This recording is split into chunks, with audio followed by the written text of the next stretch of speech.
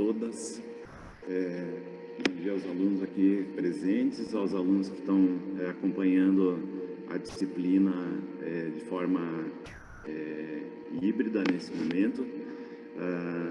A gente inicia agora mais uma das etapas da disciplina de tópicos especiais, hoje com a temática Populações Tradicionais dos Pescadores Artesanais do Parque Nacional de Superagui.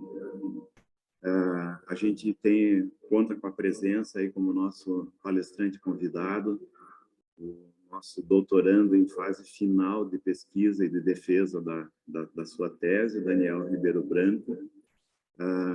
Apresentar o Daniel de uma maneira um pouco mais formal, Daniel.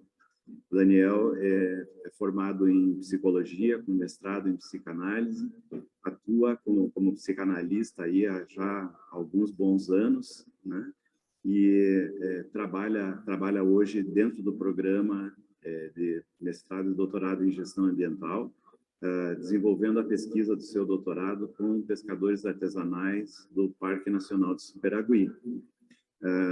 Para nós é uma alegria enorme ter o Daniel, assim como tivemos a presença do Fábio no momento anterior, apresentando um pouco dos resultados do seu trabalho, né, de pesquisa, não só pela relevância do tema, pela relevância da pesquisa em desenvolvimento, mas também pelo fato de que a gente começa, com esse tipo de movimento, agregar ainda mais a presença de discentes e egressos do programa no nosso corpo de professores, na prática na prática educativa que a gente desenvolve. Então, Daniel, seja muito bem-vindo, tá? Não preciso dizer da alegria que eu tenho de estar com você, por ter sido meu orientando desde da iniciação científica até os dias de hoje, né? E quero que você se sinta super à vontade nessa nova posição aí que você assume aqui, né? Além de acadêmico do próprio programa. Então, a palavra é tua, fique super à vontade. Bem-vindo. Obrigado, Mário. Muito obrigado. Também, uma satisfação enorme poder compartilhar um pouco, né, do que a gente vem produzindo. Daria para dizer assim, nos últimos 4 anos, mas como o Mário mesmo disse, a coisa vem desde lá da iniciação científica, então tem aí mais de 10, 12, né, 13. A gente não entrar em muitos detalhes aí de tempo, mas tem bastante tempo já. Então, como o Mário disse, né, nós começamos a desenvolver um trabalho que não tinha nada a ver com essa temática no meu primeiro ano, ou segundo ano de graduação, talvez, que começa a chamar um pouco de atenção, mesmo eu cursando psicologia, para uma questão que a início poderia parecer externa, né, porque seria externa ao indivíduo, né, que é a questão social, mas que depois da graduação, com a psicanálise, com o direcionamento que eu acabei tomando nos meus estudos com a psicanálise, acaba adquirindo um formato de algo não externo, mas algo que faz parte da constituição do sujeito e que está em contato com o que seria o sujeito, né, o tempo inteiro, na clínica ou fora da clínica, e então dando a possibilidade de pensar a psicanálise não só como uma ferramenta de trabalho na clínica, mas também como uma ferramenta de trabalho extramuros, né, como alguns autores chamam, para poder falar um pouco mais do social, das interações do sujeito com o meio ambiente, como é o trabalho que a gente está desenvolvendo agora no doutorado.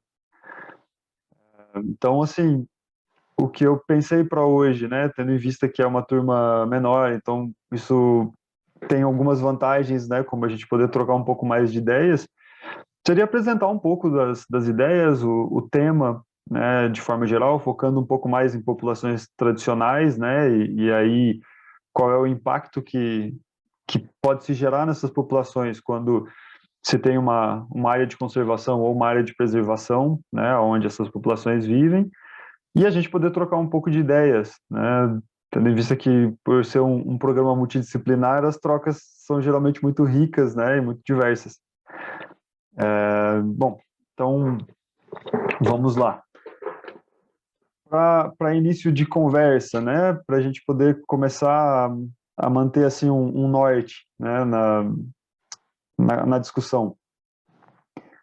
É importante pensar o meio ambiente nesse sentido de uma forma bastante ampla. Então, existe mais de uma forma de descrever, de pensar o que seria o meio ambiente, né? Uma forma mais estrita, né? Então a gente está falando ali dos meios bióticos e abióticos, né? Então, o meio geográfico em si, a flora e a fauna que se encontram nesse meio geográfico, né? Daria para pensar de uma forma muito estrita que isso é o meio ambiente. Mas mesmo juridicamente, né, segundo o Milaré, pelo menos, né, que é uma referência importante na parte de legislação ambiental, existe uma forma mais ampla de se pensar o meio ambiente que considera as relações, as construções, não só construções físicas, mas como construções culturais também, que existem em uma determinada área. Então, se pautando por essa definição mais ampla de meio ambiente, a gente começa a pensar sobre populações tradicionais. Eu vou compartilhar com vocês, deixa eu ver se eu consigo. Vou tentar compartilhar com vocês a tela. Eu vou compartilhar a tela mesmo, daí eu coloco o PowerPoint aqui. Vocês enxergam em tela inteira o PowerPoint? Legal. Pessoal, eu não pretendo dar uma aula nesse sentido com PowerPoint, tá? Então eu trouxe algumas imagens e só algumas ideias, né, para a gente depois discutir um pouco mais e também para provocar um pouco vocês nessa sexta-feira fria, né? Bom, de forma geral, né, o objetivo do trabalho que eu tenho desenvolvido junto com o Mário é construir e implementar uma estratégia metodológica para coleta e análise de dados, né, e aí entra o que eu estava falando sobre a psicanálise, né, em pesquisa com populações tradicionais que vivem em unidades de conservação, pautada por princípios teóricos advindos da psicanálise e da antropologia, que contribua para a análise dos impactos produzidos pelas mudanças socioeconômicas vivenciadas por este grupo populacional. Bom, de forma mais específica para hoje, o foco seria menos nas estratégias metodológicas, né, e mais nas populações tradicionais, e isso que a gente chama ali, né, de mudanças socioeconômicas vivenciadas por essas populações, principalmente em função desse tombamento, né, da região como uma unidade de conservação e depois como um parque nacional. Então, qual é a região que se trata, né? Então, a macro-região ali.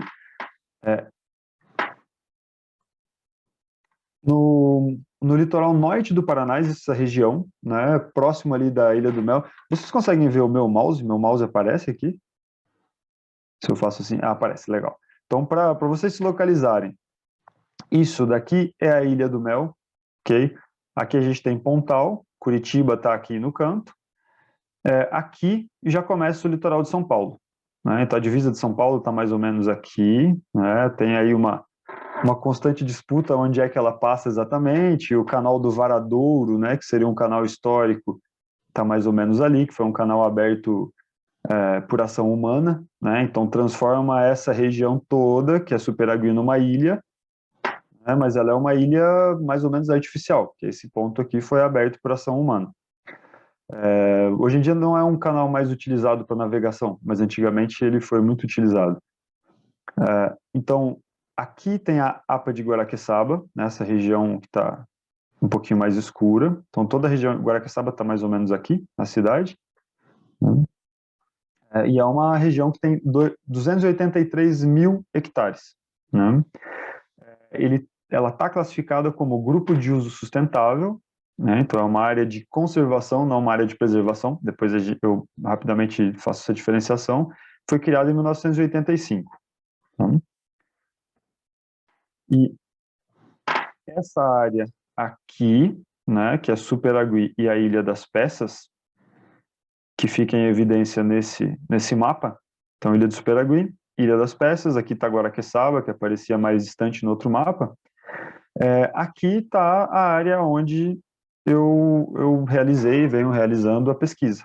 ok? Com as populações tradicionais que vivem dentro e no entorno dessa área, tá? Porque se vocês perceberem que tem alguns recortes aqui que tiram uns pedaços, né, da área, esses recortes seriam as vilas, as populações, como se elas fizessem ao mesmo tempo que não fazem parte do Parque Nacional, né? Então eles são considerados populações que vivem na área de entorno do Parque Nacional.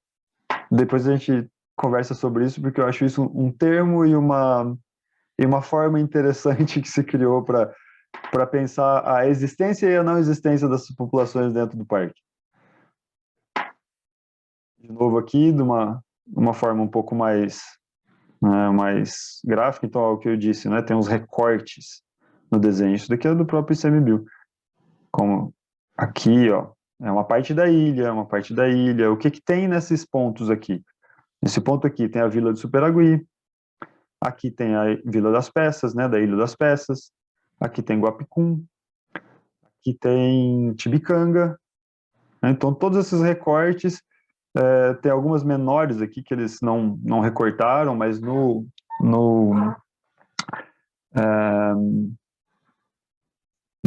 programa de manejo, né, elas estão consideradas como área de entorno, e não área de entre aspas, dentro do parque, né? Para diferenciar, né, o que seria uma unidade de proteção, por que uma unidade de proteção, uma unidade de preservação, uma unidade de uso sustentável, né? Então, uma área de proteção integral, que seria uma estação ecológica ou reserva biológica, parque nacional, que é onde está enquadrado a Parque Nacional do Superagui, um monumento natural, um refúgio de vida silvestre. Então, são todas áreas que se pensa em preservação no sentido de intocabilidade, né? Uma área que não deveria ser tocada. E aí isso tem alguns desdobramentos, isso tem uma questão de construção, né, dessa ideia, que depois a gente conversa um pouquinho mais também. E unidades de uso sustentável, que aí você tem área de preservação ambiental, que é aquela área toda de Guaraqueçaba, né, uma APA, a área de relevante interesse ecológico, floresta nacional, reserva extrativista, ou RESEX, como se chama. Aqui, nesse ponto, próximo à Cananéia, se tem uma RESEX, né, então uma reserva extrativista, reserva de fauna, reserva de desenvolvimento sustentável, reserva particular de patrimônio natural, né, as RPPN. E aqui algumas imagens para a gente começar a visualizar o que teria de... Eu não sei se vocês veem até essa imagem aqui que eu estou mexendo? Vocês veem vocês mesmos? Não, né? Só a tela. Porque para mim aparece no canto, assim, alguns vídeos. Vem ou não vem? Não vem? Ah, ótimo. Então vocês estão vendo a imagem inteira. Para mim ela fica cortada. Então, quando a gente pensa numa população tradicional, uma das questões que define uma população tradicional é a relação que ela tem com esse meio ambiente, né, pensando naquela definição ampla de meio ambiente, mas que também leva em consideração o ambiente geográfico, a fauna e a flora, né? Então, essas relações com o meio ambiente que essas populações desenvolveram durante gerações, né? Então, algumas fotos aqui da região, essa foto da esquerda, né, em Guapicum, ao fundo vocês veem a Serra do Mar, e isso daqui é a parte das águas estuarinas, né? Então seria, se você um pouco à esquerda teria o mar aberto, e quanto mais à direita você vai, mais canais, né, que misturam água doce com água salgada, mas predominantemente água salgada. Então aqui é uma imagem de Guapicum. Essa outra imagem, deixa eu tentar tirar o... consegui. Tirei o vídeo de vocês do meio, porque eu não estava vendo as imagens. Essa imagem do meio, se não me engano, é Barbados, né? A comunidade de Barbados, ou a comunidade ao lado de Barbados ali, que chama-se Saco da Rita. Saco do Morro, desculpem. E aqui à direita, Barbados também, né? O fundo ali tem bem lá longe um pedaço dos morros ali próximos a Guaraqueçaba. E aqui as águas dos canais mesmo, uma ilha que tem logo à frente, que é a Ilha do Pinheiro. E, bom, essas imagens são algumas imagens de pesca, né? Para a gente também definir o que tem de específico nessa população tradicional com quem a gente vem trabalhando, né? Porque é uma população tradicional de pescadores artesanais, ou caiçaras, né, como pode se chamar aqui na nossa região. O que vocês sabem, né? O que vocês têm de assim, conhecimento em relação à pesca, em relação aos tipos de pesca, né? O que vocês pensam dessas imagens que vocês estão vendo aí? Vamos começar a aquecer os motores.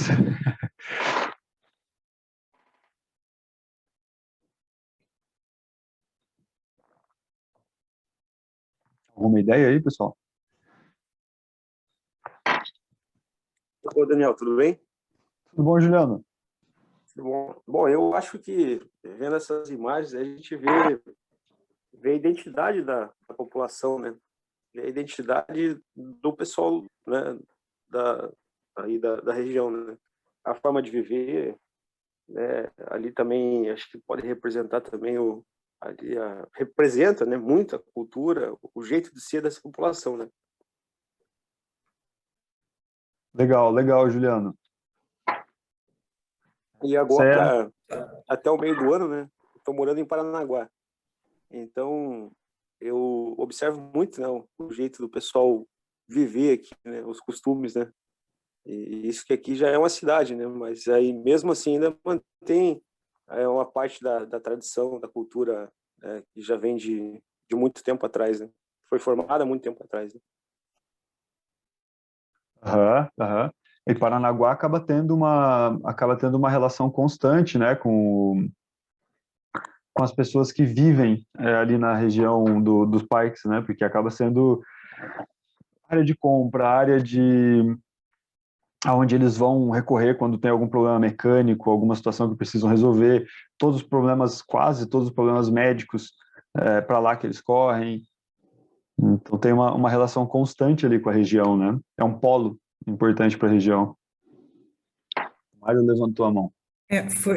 Fui eu. Eu estou no computador com o Mário e o Mário está no outro. A Cíntia, então. Isso. Eu vou abrir aqui o áudio do computador, sim, porque tem comentários. Quem vai falar é a Anabel, aqui do presencial. Acho que vai dar, né? À vontade, Anabel. Tá bom. Não, é que para mim parece que é uma pesca de baleeira, né? E a baleeira, que é um arrasto, nesse contexto, parece que em Santa Catarina a pesca com a baleeira ela é considerada tradicional também, né? Artesanal.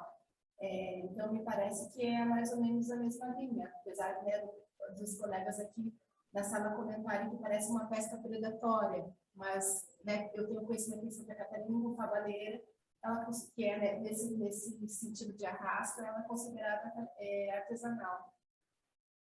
Que legal, Anabel. É isso.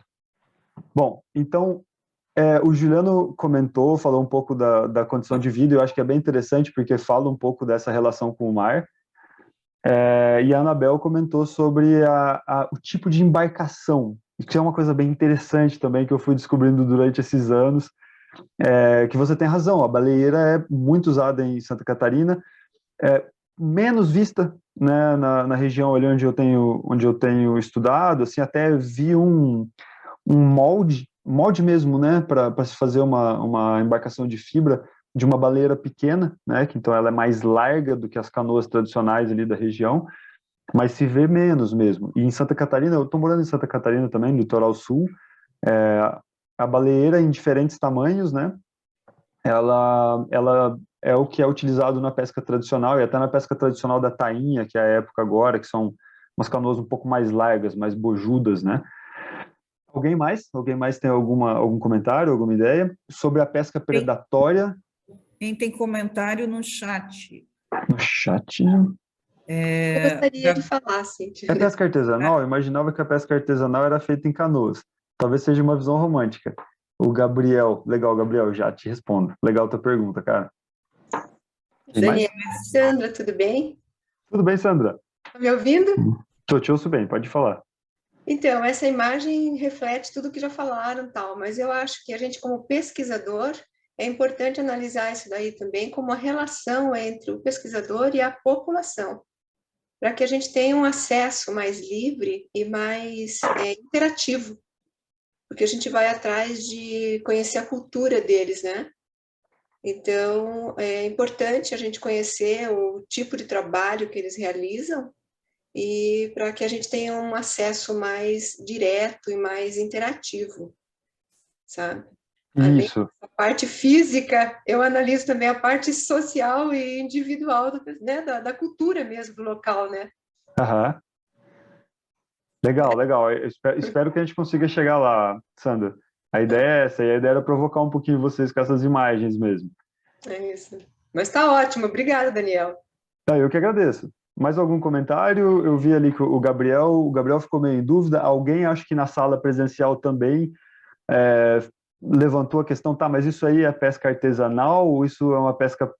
Gostei do termo, pesca predatória, né? Então, essas imagens, elas são imagens de pesca, da pesca industrial.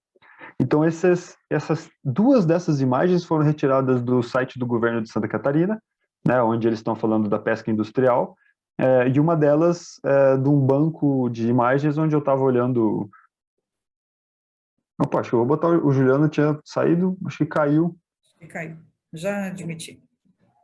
O Juliano, espero que esteja ouvindo. Juliano, eu estava comentando aqui sobre os tipos de pesca, né? E algumas pessoas levantaram a questão de se isso era pesca artesanal, era pesca industrial, e eram imagens mais para provocar mesmo, porque são retiradas do governo do estado de Santa Catarina, né? Do site do governo mesmo, que representam a pesca industrial. Essas embarcações são, alguns chamam de traineiras, né? Mas são embarcações bem maiores do que as embarcações que se usa para pesca artesanal. Isso é um diferencial, né?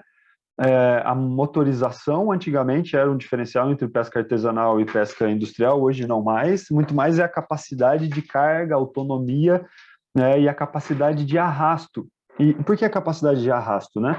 Nessa imagem onde vocês estão vendo aqui uma rede atrás da embarcação, essas redes têm centenas de metros, né, e são realizados diferentes tipos de arrasto, né? Então, isso é um tipo de arrasto, isso é um outro tipo de arrasto, né, que é esse arrasto com essas hastes laterais, para pegar, para capturar, né, tipos de pescado diferente, às vezes para camarão, né, um arrasto de fundo, às vezes um arrasto mais de superfície. Então, são tipos diferentes de pesca, né? Mas, sim, essas imagens são algo que alguém da sala chamou de pesca predatória, e eu diria que isso faz muito sentido, embora o termo técnico seja pesca industrial, porque existem alguns dados, né, que mostram que para cada quilo de pescado, né, para cada quilo, principalmente do camarão, né, pescado em arrasto de fundo, algo entre 9 a 10 quilos de outros animais, assim, tudo que vocês puderem imaginar, são dispensados, né? Então, é interessante, assim, pensar, né? Quando a gente compra 1 quilo de camarão, você está dispensando quase 10 quilos de vida marinha. E não é uma visão romântica, Gabriel, assim, pensar no sentido de que vida marinha que você está dispensando? Tudo. Tartaruga, golfinho, tubarão, outros pescados de baixo interesse comercial, né? Peixe, né, que não interessa, ninguém quer comprar, é dispensado. Eu tenho uma experiência, eu vou tirar um pouco e depois eu volto de novo para a tela. Eu tenho uma experiência assim interessante na região de Santa Catarina onde eu moro, porque tem bastante pesca, tem bastante embarcação grande de pesca industrial, comum. Elas não pescam só por aqui, elas pescam bastante no litoral do Paraná também, depois a gente chega nesse ponto. Por aqui tem de tudo, né? Então são embarcações locais e são embarcações que vêm do Rio Grande do Sul, são embarcações que vêm de fora do país, né? E que fazem a pesca industrial aqui na região. respeitando, mas nem sempre respeitando o limite de 3 quilômetros, o limite, dependendo, né, da região. Onde é que eu estou morando, né? Eu estou morando em Garopaba, que é a região litoral sul de Santa Catarina. A região de Garopaba, ela faz parte da APA da Baleia Franca. Então, tem algumas restrições de pesca na região. O que não quer dizer que elas são respeitadas, mas tem. E eu pratico algumas atividades no mar, né? Uma delas remo, né? Então a gente não sai a 3 quilômetros da costa, mas a gente sai a alguns quilômetros, né? Dependendo da situação. Invariavelmente, se você vê uma traineira arrastando, né? Você vê aquela nuvem que vocês viram de pássaros, né? Porque eles estão ali para roubar o pescado, pegar o descarte em geral, e são muitos pássaros mesmo. E alguns minutos depois você começa a ver peixe boiando, peixe morto. Em geral pequeno, mas de variados tamanhos. E vocês devem estar imaginando assim, que eu estou passando do lado da traineira e estou vendo isso. Não. As traineiras às vezes pescam próximo da Ilha do Coral, que é uma área de proteção ambiental aqui próximo, não poderiam estar pescando, estão sempre pescando por lá. Estão arrastando, né, por lá, e que se encontra a mais ou menos 11 quilômetros de Garopaba. Dependendo da direção da corrente, dependendo da direção do vento, a 11 quilômetros, se você estiver remando por ali, você ficar um pouco parado, esperar meia hora, vai ter uma quantidade assim assustadora de peixe boiando, de resto de peixe, né, de pedaço de animal morto. Então, assim, quem usou o termo pesca predatória, no sentido que ela preda muito mais do que ela consome, né, porque tem esse descarte, tem razão, né? Então, ali, alguém comentou sobre a baleeira, né, o tipo de embarcação. As baleiras são menores, né, do que essas traineiras, mas o formato é exatamente o mesmo, né, o formato do casco dela, da embarcação. Isso é uma distinção, né, porque eu vou retomar a tela. Porque as embarcações de pesca artesanal e o tipo de pesca que é considerado artesanal, elas são diferentes. Então, aqui sim, são algumas imagens da pesca artesanal. À esquerda, você vê um conjunto de tarrafeiros, né, que é uma pesca considerada artesanal, é uma pesca considerada como patrimônio cultural, que acontece em laguna, né? Então isso daqui é a barra, né, entre a lagoa do Imaruí, que é uma laguna, na verdade, e o mar, né, o encontro entre os dois, que ela tem uma característica e uma relação, né, lembrando que, de novo, o meio ambiente pode ser entendido como uma relação entre o tarrafeiro e os botos, os golfinhos. Então, o cardume de tainha, ele entra, né, na laguna. Quando ele faz esse movimento de entrada, os tarrafeiros atiram a tarrafa, que é exatamente aquilo que dá para ver na foto ali, um dos tarrafeiros está fazendo. Pegam algumas tainhas, mas o cardume de tainhas se afasta desse movimento. Quando ele se afasta desse movimento, o bando ou o cardume, né, dependendo do jeito que se chama, né, de botos, cerca e pesca também, né, se alimenta das tainhas. As tainhas voltam para os tarrafeiros. Então, tanto os tarrafeiros quanto os golfinhos fazem o cerco da tainha. É uma coisa assim, embora, né, tenha esse aspecto de matar o peixe, né, a tainha, é uma relação muito bonita de se ver. Essa embarcação de cima, William, né, que é o nome da embarcação, esse é o maior tipo de embarcação que se encontra na região do Superagui, pelo menos que eu consegui observar. Essa era a maior embarcação. Tinha mais uma desse tamanho aportada por lá, que estava, na verdade, né, sendo retirada do mar por um trator. Mas esse é o maior tipo de embarcação que arrasta redes, assim, pelo menos 10 vezes menor do que aquela embarcação que vocês viram na foto anterior, que é esse tipo de embarcação aqui. Eu acho que dá para ter uma representação da diferença de tamanho, né? Da diferença de capacidade de arrasto, da diferença de capacidade de rede. A maior diferença também é assim, esse tipo de embarcação aqui, da pesca industrial, ela pode passar dias ou semanas no mar, né? Então, uma embarcação que sai de Santa Catarina, ela pode pescar em alto mar, ela pode subir até as regiões de Superagui e sobem, é isso que fazem. Pescar no litoral do Paraná, pescar no litoral de São Paulo, né, e ilhas e outras situações, e voltar com uma carga, como está representado aqui na esquerda, nessa imagem, com uma carga muito grande de pescado, enquanto essas embarcações elas não têm autonomia para mais de um dia. Né, são embarcações que pescam na região próxima, né, à Barra de Superagui, e retornam. Né. A embarcação de baixo, né, essa daqui, Júlio Verne, eu acho muito interessante o nome. Ela ela é uma embarcação de pesca de camarão, quase exclusivamente pesca de camarão. É uma embarcação pequena, relativamente pequena, né, que deve ter ali seus 14, 15 pés. À direita, né, é um pescador da região ali de Barbados saindo com uma canoa que eles remam em pé mesmo, né, nesse tipo de canoa, é uma canoa fina. Todo mundo sai nas férias para andar de stand-up, né, stand-up paddle, sup,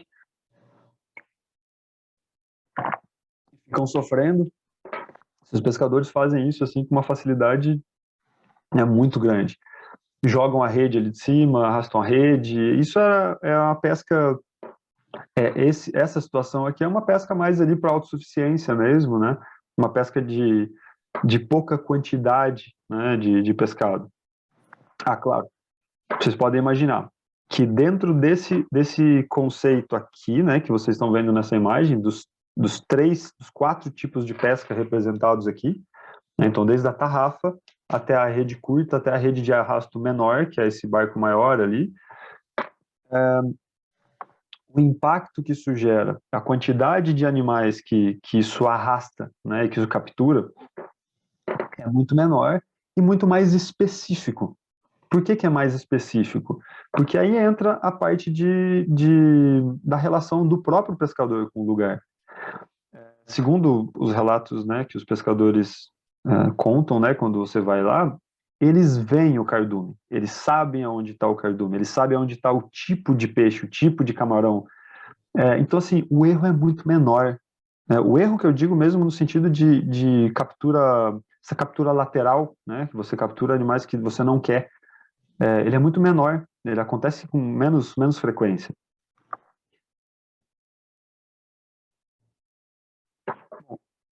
A relação da população tradicional, né? Como a Sandra chamou a atenção também, ela vai além da relação com o meio, né? Ela vai nas produções, nos tipos de material usado, de equipamento usado, e principalmente nos aspectos culturais que são transmitidos de geração a geração, aspectos culturais que têm relação com mitos próprios, com saberes próprios, e com relações específicas com o meio, e essas relações que são, segundo vários autores, né, muito mais sustentáveis, embora isso não seja uma visão que faz parte, né, da constituição dessas populações. Hoje você já ouve muito eles dizendo exatamente isso, que eles são mais sustentáveis, sim. Então aqui algumas redes utilizadas, né, para pesca. Isso aqui é em Guapicum, né? Eu falava antes, né, ali sobre a pesca, né? Então o conhecimento sobre a pesca e o conhecimento sobre o lugar é algo que chama muita atenção ali na região. Essa imagem que vocês estão vendo ali, onde a água está na beira das casas, isso foi uma situação onde, na expedição que eu realizei com mais um colega há um mês atrás, mais ou menos, na região, era uma época de maré alta, lua cheia, né? Então as marés altas ficam mais altas ainda, E nós íamos montar acampamento nessa região, e um dos moradores disse, não, vocês têm que acampar ali. Então ele nos ofereceu uma área alta, né, de uma casa que estava vazia, porque a água vai chegar até aqui, e mostrou onde a água ia chegar. E às 4 horas da manhã, que era o horário que ele tinha dito também, a água chegou exatamente onde ele tinha apontado, né? Ela não invadiu nenhuma dessas casas, ela chega até a porta ali. Um dia anterior, em função do vento, o vento empurrava a água para dentro desse barracão. Isso é um barracão, é onde eles fazem festas e festas religiosas, e onde tinha antigamente o fandango também. Chegou a entrar um pouco de água porque o vento empurrou a água, mas a medida da maré que eles conhecem ali bate com exatidão, tá? Isso aqui é Guapicum. Algumas coisas muito específicas também, que são características da região, né, onde se usa menos a baleeira e mais um tipo de canoa alongada, que eles chamam de bateira. Esse leme, né, que é um leme em formato assim, de asa de morcego, mais ou menos, é algo muito específico ali da região, feito na região. Cada construtor de canoa tem meio que uma assinatura, né, de formato desses lemes, algo que eles cuidam muito. Tem instrumentos, formas de pesca específica, né? Então, essa população tradicional tem seus instrumentos e suas formas de pesca, né, e de relação com o meio ambiente específicas. O caiçara, ou pescador artesanal, ele pode ser definido como aquele que tem uma relação tanto com o mar quanto com a terra, né, no sentido de que planta, né, planta para se alimentar ou para trocar, e pesca, né, e pesca das diferentes formas, tanto com rede quanto, como tem aqui, né, um pescador mostrando a rede que ele usa, uma rede bem fininha que eles usam para a pesca do camarão, que nesse momento aqui eles não estavam utilizando, então ele estava ali revisando a rede, porque era a época do defeso, né, quando eu tive ali, não se pesca o camarão. Isso daqui feito para moer a mandioca. Eu não fotografei, e eu fui a uma roça, não fotografei nem filmei, porque depois a gente fala sobre isso, mas aqui tem um dos equipamentos, e ali as manufaturas, né, que eles usam para fazer a manufatura da mandioca.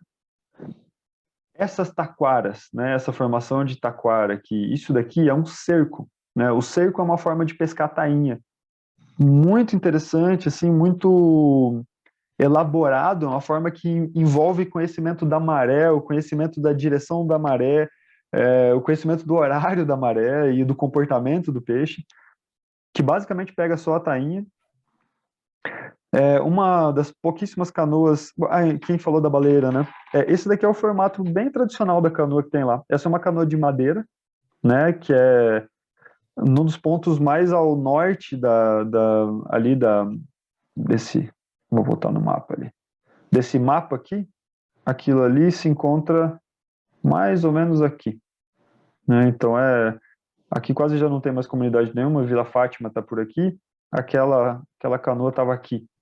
É uma das poucas canoas de madeira que eu encontrei, porque hoje em dia eles estão dando preferência à fibra.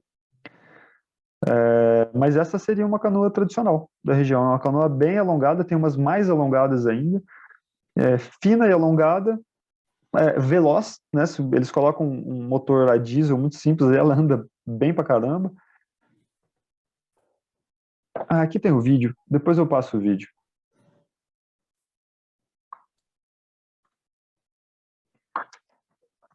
Até aqui, pessoal. Alguma dúvida, algum comentário, alguma ideia?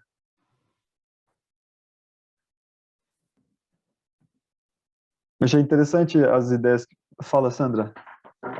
Então, eu acho que está indo maravilhoso. Eu estou encantada com a tua apresentação e com a tua exploração. Acho isso muito bacana. Muito bom, parabéns pela pesquisa, por enquanto está excelente. Não tenho nada Obrigado, a Sandra. comentar, não, Daniel. Vou atenta aqui. Legal, é bom ter esses feedbacks, porque na aula online, às vezes a gente fica com a pessoa que está falando sozinho, né? Mas Mas é legal que vocês estão participando bem. E espero que tenha ficado claro ali a diferença da pesca artesanal. Ah, diga, Cíntia. Tem que chegar mais perto aqui. É a Célia, que é a nossa aluna de mestrado, que vai fazer a pergunta. Bom dia, me ouve? Bom dia, Célia. Cheguei um pouquinho atrasada, mas eu já fiz algumas anotações. Eu queria perguntar qual que é a relação das pescadoras. Se você Legal. ou os trabalhos. Legal, sim. Tá, vamos lá. Ali nessa região especificamente, sim, tem um espaço para pescadora e algumas das mulheres com quem eu conversei se identificam como pescadora mesmo. Em geral, o papel da pescadora é na pesca de um tipo de camarão específico, que é um camarão que se pesca nos canais, né, camarão branco, e no processo de descascar o camarão, no processo de manufatura do camarão. Hoje em dia, você já encontra mulheres que fazem a pesca mesmo, e que às vezes até saem para pescar lá fora, como eles chamam, né? Então, ali naquele mapa que vocês viram, tem aqueles canais que eu mostrei ali. Ali é o que eles consideram dentro, né? Então, é porque está protegido do mar aberto, então são canais mais protegidos, que tem um tipo diferente de pesca, um tipo diferente de embarcação, e da barra para fora, onde é mar aberto, né? Onde você tem contato total com ondulação, com as dificuldades do oceano, né? Que é a pesca de fora. Ali na pesca de fora é menos comum a participação das mulheres, mas existe. Em geral, casada com algum pescador, né? É uma comunidade assim que a mulher tem um espaço que se era dado, né, em sociedades mais tradicionais, talvez, né, se fosse pensar, mas sim, tem um espaço, tem participação. Tem um projeto de Curitiba que se chama Olha o Peixe, que fomenta diretamente as pescadoras, né, não os pescadores só. Então tem o movimento das pescadoras artesanais, é bem interessante, assim. Célia, né, mais alguma pergunta específica assim, sobre isso? Que encontrei na web. O Google está falando sozinho aqui. Eu queria saber se o Porto de Paranaguá interfere na relação dos pescadores. Pois é. Isso é uma briga interessante ali. Então, vamos dar um passo à frente aí. Vocês viram ali pelo mapa, né, que é uma área específica, uma área que pode parecer grande, mas se você pegar toda a extensão do território brasileiro, é uma área pequena, tá? Uma área pequena em termos do litoral brasileiro também, e que sim, como uma área pequena e uma área estuarina, né, uma área de estuários, né, onde tem esse encontro interno ali entre o mar e os rios, é uma área frágil, digamos assim, nesse sentido. Então, o porto causa impacto e a pesca industrial causa impacto. Há mais ou menos 6 meses, entre 6 meses e 1 ano, houve uma disputa entre os pescadores artesanais da região, entre o movimento dos pescadores artesanais, que é o MOPEAR, e o porto, né? Tanto o governo do estado do Paraná e o porto também, porque o que se projetava fazer, que acabou sendo feito, era a explosão, que eles chamam de derrocagem, né? Mas é uma explosão, a explosão da Pedra Palangana. Em um ponto do canal ali, existe uma pedra no fundo, né? Que, se vocês fossem pensar, se fosse ao contrário, se não fosse no fundo do mar, seria uma pequena montanha, né? Porque estava lá no fundo do mar, então de tamanho razoável, que diminuía o calado possível dos navios que passavam por ali. Então, o que os pescadores diziam é que se aumentasse o fluxo, iria aumentar o impacto, né? Tanto em termos de poluição, quanto em termos de som, quanto em termos de lixo, né, produzido na região. Eles conseguiram bloquear esse processo por um tempo e depois acabaram perdendo, teoricamente, né? Um porto, de forma geral, ele tem um impacto, não é algo assim que eu me aprofundei, que eu pesquisei, mas a minha pesquisa acaba indo muito mais no sentido de ouvir as pessoas da região, né? Ouvir o que é dito, né? Ouvir qual é o discurso corrente. E o discurso corrente é que tanto o movimento do porto aumentado, né, durante os últimos anos, quanto a pesca industrial, que acaba atuando na região, diminuiu demais, né, o pescado, né, o que eles conseguem capturar, tanto fora quanto dentro dos canais. A ponto, assim, de alguns pescadores apontarem que eles tinham facilidade muito grande de pegar algumas espécies específicas que eles gostam de consumir, que são boas de consumo, para consumo próprio, né, nem para venda, assim, e que não pegam mais, ou é muito raro conseguir capturar. A quantidade de peixe é menor, a quantidade de camarão é menor, e isso eles atribuem ao que eles veem, e o que eu relatei que eu também vejo ali no litoral de Santa Catarina, que é a pesca constante que acaba acontecendo na região por embarcações de pesca industrial que geram aquele impacto gigantesco, né? Algo mais? Sim. E a pandemia, você ouviu dos pescadores, se ela afetou a vida socioeconômica deles? Sim, bastante. Tá. Uma característica da região ali, então. Como é que funcionava, né? Como é que funcionava antes? Essas populações elas eram um pouco mais espalhadas pela região. Tinham alguns polos, né, algumas cidades. Mas as pessoas viviam também em outros pontos do parque, né, da onde é determinado como parque nacional. Depois do tomamento de parque nacional, como parque nacional, foi determinado, né, por um processo de investigação e por um processo de levantamento de dados ali da região, que essas comunidades causavam um impacto, que era um impacto que não deveria ser aceito, então essas pessoas deveriam ser realocadas. Então, elas foram realocadas para onde hoje é a Vila do Esperagui e algumas outras comunidades que tem por ali. Qualquer coisa construída fora disso é derrubado. Porém, nessa vila, mesmo que exista uma quantidade razoável de pessoas morando ali, entre 700 e 800 pessoas, não tem posto de saúde, não tem cuidado médico. Então, o que acontece? Quando se tem uma condição de saúde mais grave, não tem o que fazer ali, né? A pessoa tem que ser removida, tem que ser deslocada.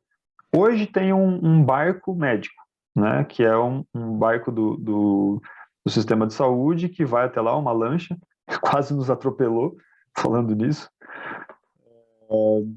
Não sei até hoje o que aquele cara queria fazer. Você quase deu um baita susto na gente. Que vai até a região, mas segundo eles, assim, não é suficiente, pouco, não consegue atender todas as regiões, então, eventualmente, eles têm que sair correndo, né, de lá. A pandemia causou vários impactos, assim, né,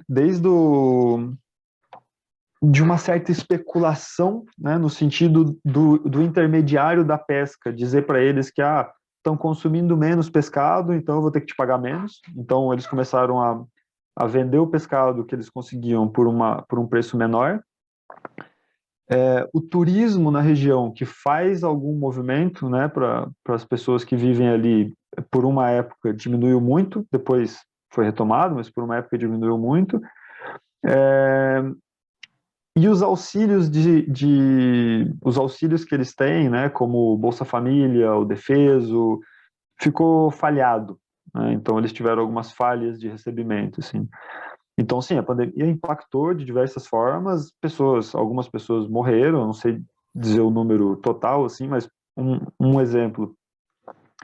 Uma pessoa que eu havia encontrado na primeira vez que eu fui para lá, antes da pandemia, essa vez que eu voltei, eu procurei essa pessoa, que eu tinha uma referência, assim, o nome e a profissão, né? Porque foi como ele se apresentou, então era o fulano da construção, né? Porque é o que ele fazia lá. E na segunda vez, agora, nessa expedição que eu voltei, passei alguns dias lá, eu tentei procurar, perguntei, e ele tinha a informação que me deram que ele tinha falecido de Covid, né? Tinha ido para Paranaguá e a pessoa foi para Paranaguá e não voltou. Então, sim, houve impacto de saúde, impacto financeiro, diferentes tipos de situação, até, por exemplo, algumas ações legais que eles estavam movendo, né, enquanto o movimento, né, dos pescadores artesanais ali do meio ambiente parou, né, então foram coisas que demorou muito para que eles conseguissem algum tipo de retorno em função disso também. Obrigada. Imagina. Que mais? Tem o Juliano com a mão levantada. Opa. Isso. O Daniel, você comentou sobre o porto, né? O impacto do porto nas atividades de pesca, né? E nesse tempo que eu estou morando aqui em Paranaguá, faz 6 meses, né? Eu vou ficar até julho aqui.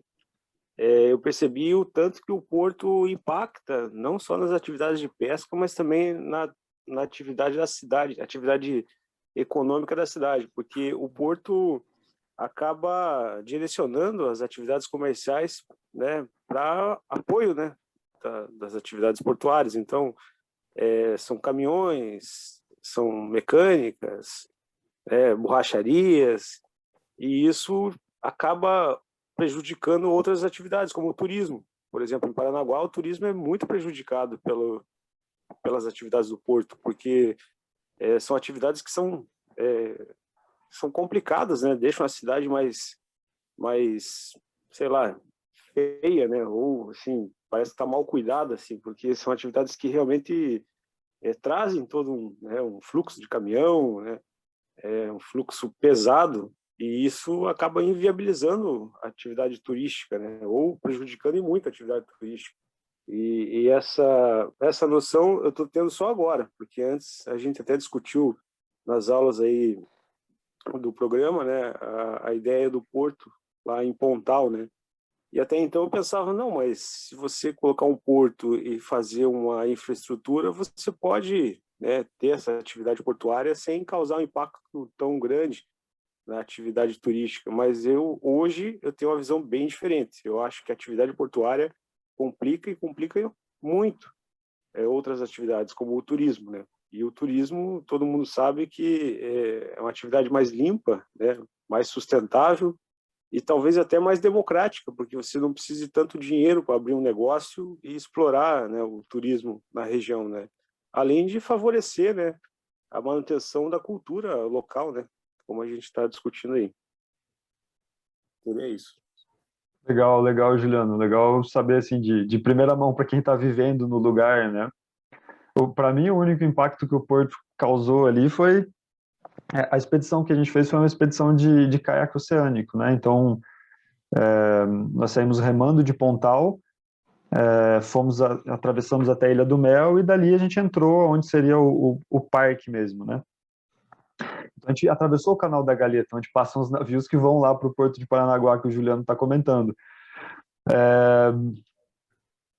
É uma coisa relativamente assustadora, assim, porque você está numa embarcação a remo, que tem uma velocidade limitada, e aí tem uma ilha ambulante, assim, né, que os navios são gigantescos, né, na tua direção, e você não sabe, como ele é muito grande, ele está muito longe, você não tem certeza se ele está rápido ou se está devagar, e depois você descobre que é rápido pra caramba, eles andam muito bem dentro do canal.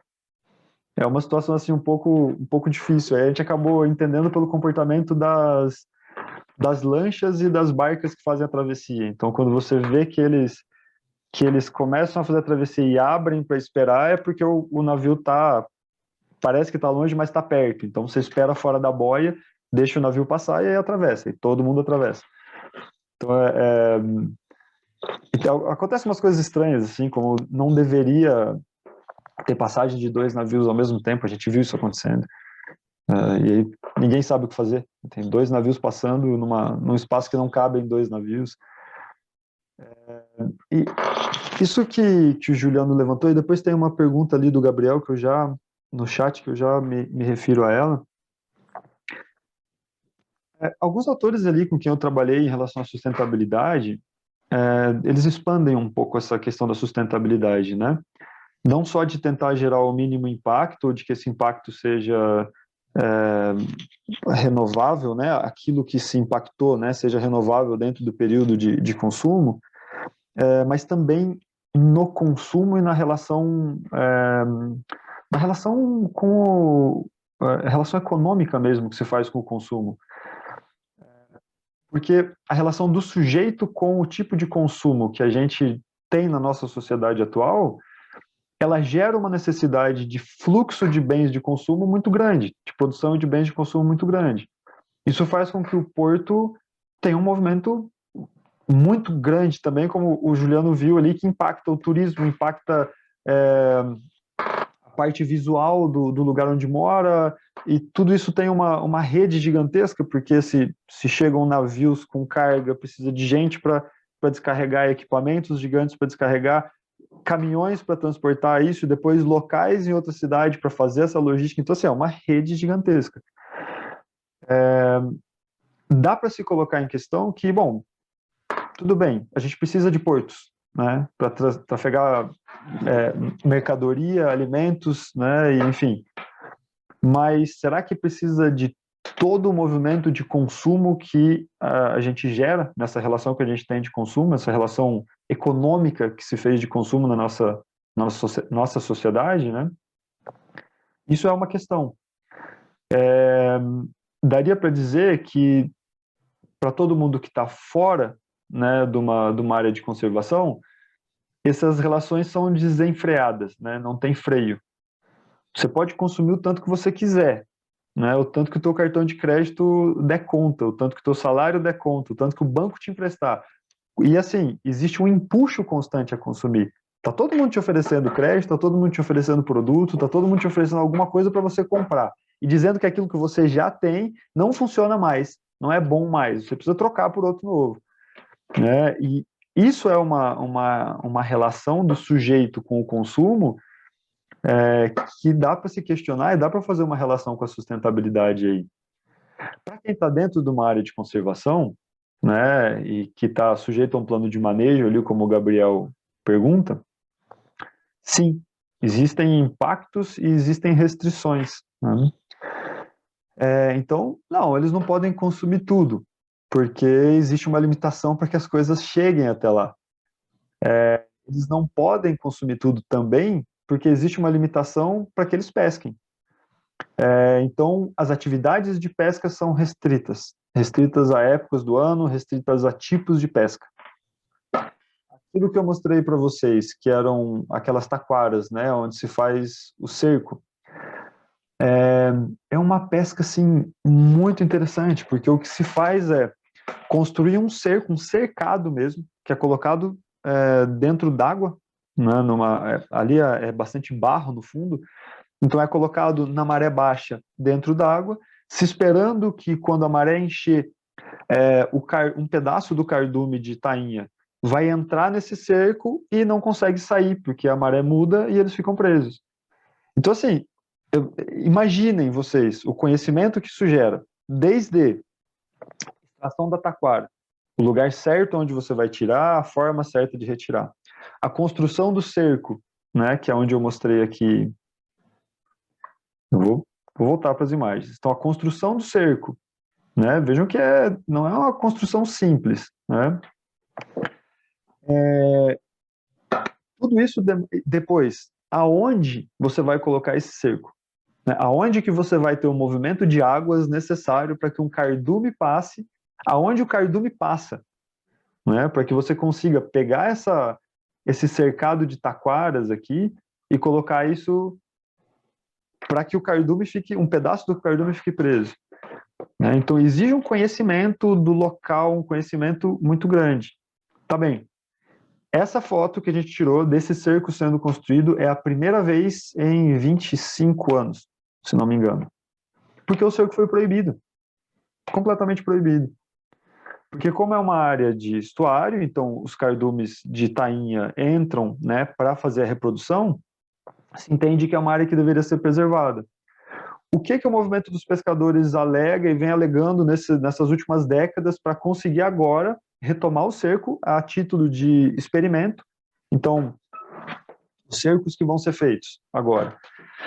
Agora, eles já devem estar com os cercos dentro d'água lá, vou ver até se consigo alguma foto em algum momento, porque já começou a pesca da tainha em Santa Catarina, elas devem estar chegando ali já nesse mês. É um cerco para cada comunidade e tem um número de famílias que vão ficar responsáveis por esse cerco. Eles vão fazer a captura da tainha, fotografar, e os funcionários do ICMBio responsáveis por essa parte vão fazer medir, pesar, né? Então vão fazer coletas de dados em relação à captura da tainha, para saber quanto está se capturando, qual é o tamanho da tainha que está se capturando. Então é assim, é uma conquista, eles ficaram muito assim satisfeitos com essa conquista, mas é uma conquista, digamos, que está em pendência. Então essa é uma das muitas restrições, né? Então é um tipo de pesca tradicional, passada de geração a geração, que isso eu vi acontecendo, literalmente. Pessoas mais velhas precisaram se deslocar de uma comunidade para outra para ensinar os outros como é que tira a taquara, como é que se faz o cerco. Porque tendo em vista que isso é um patrimônio cultural, e um patrimônio cultural ele é passado de geração para geração, é ensinado de geração para geração. Se tem 25 anos aí que ninguém fazia um cerco, as pessoas mais novas não sabem fazer. Não sabem onde pôr, não sabem onde retirar, não sabem como constrói um cerco. Então, alguns pescadores mais antigos tiveram que se deslocar. Um deles, que era um dos participantes da pesquisa, eu tive que sair caçando ele, assim, saindo de um lugar para o outro, porque ele era uma das pessoas que estava indo para outras comunidades para ajudar a fazer o cerco, ensinar os mais novos a fazer o cerco. Um outro impacto, né, que o plano de manejo excluía a possibilidade de roças. Então, vocês lembram que eu tinha dito que parte da identidade do pescador artesanal, parte da identidade do caiçara é a relação com o mar e com a terra. Por que a relação com o mar e com a terra? Porque um pedaço da tua rede de alimentação e da tua rede de vida vem do mar. O outro pedaço vem da plantação. O mar, para eles, não é uma coisa que você vai lá e coloca uma rede de 500 metros, arrasta tudo que você puder, alguma coisa você vai pegar. Não, o mar tem o tempo também. O cardume de tainha, ele vem na época certa, o camarão tem a época certa, tem época que tem época que não tem, né? Tem tipo de vento que funciona para um tipo de pescado e para outro não. Então, não é sempre que você vai ter. A relação, ela não é uma relação extrativista nesse sentido, que você vai lá e arranca. Tem, está disponível em quantidade suficiente, você pega. Não tem, você precisa ter outra fonte. E a roça, para eles, era essa outra fonte. A roça foi proibida, completamente proibida. Um pescador me falou uma coisa interessante, que daí que eu vi o que era uma roça, né? Eu sou original, eu sou pé vermelho, né? Eu sou original da região noroeste do Paraná. A região noroeste do Paraná hoje, se você passar lá, você vai ver um deserto de soja. Só soja. Basicamente é só soja. Até onde tinha gado, assim, é só em região que é muito ruim para soja que tem gado. Nem gado quase, nem pastagem se vê mais, é tudo soja. Um dos pescadores disse que ele foi até Foz do Iguaçu, né? Conseguiu fazer uma excursão para Foz do Iguaçu, achou muito bonito tudo, mas ele passou por essa região toda. E ele falou, o tamanho das roças que ele viu não é o tamanho das roças que eles fazem, né? Aquela devastação para plantar não é o que eles fazem. Não tem assim ele não tinha uma medida do que era. Daí eu falei, tá, mas que tamanho que é? E a gente tinha acampado num campo de futebol, futebol suíço, futebol society, que alguns chamam, né? Não é um futebol de campo, é aquele campo menor, o campinho, né, de pelada. Metade do campo. E ele mostrou, a roça é pequena mesmo, assim. e não era para a família dele. Aquela roça pequena dava para 6 famílias que moravam ali. E ali eles tinham, porque a banana fica espalhada meio que no meio do mato. Então eles tinham mandioca, feijão, um tipo de arroz, que não era aquele arroz de inundação, né? Mais umas 2 coisas, assim, e que dava para eles ali da região. Então, assim, não é derrubar 2.000 hectares para fazer roça. É metade de um campo de futebol society, se for uma comunidade um pouquinho maior, um campo de futebol society que é feito em pousio, né? O que isso quer dizer? Eles derrubam esse pedaço, plantam por um tempo, mudam, e esse pedaço só vai ser replantado daqui a 7, 10, às vezes 12 anos, né? Onde ele já desenvolveu de novo, não a mata nativa, mas é uma mata secundária, né? Mas esse rodízio vai ser sendo feito ali pela região. O plano de manejo diz que isso causa um impacto, que é um impacto alto, considerável, que não deveria acontecer. Outros autores, que isso existe em outras regiões, como eu lhe mostrei que tem região que é de RESEX, né, de reserva extrativista, dizem que isso não causa impacto. E, assim, esse pessoal estava fazendo isso lá há 300 anos, e é a região